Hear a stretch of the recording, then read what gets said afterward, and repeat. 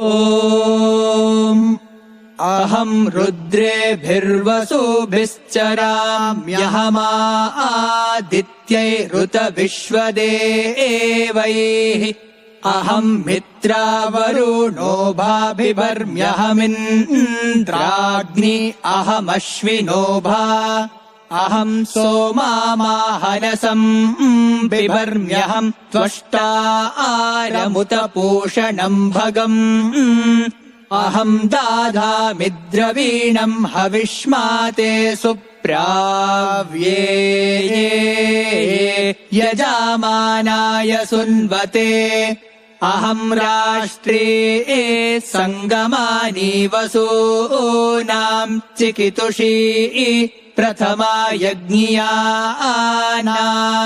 ताम् मा देवा व्याधदुः पुरुत्रा भूरिस्थात्राम् भूर्या पेषयन्ते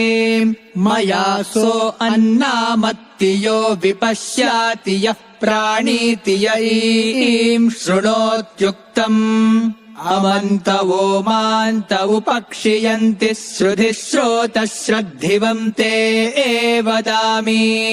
अहमेव स्वयमिदं वादामि जुष्टम् देवेभिरुतमानुषेभिः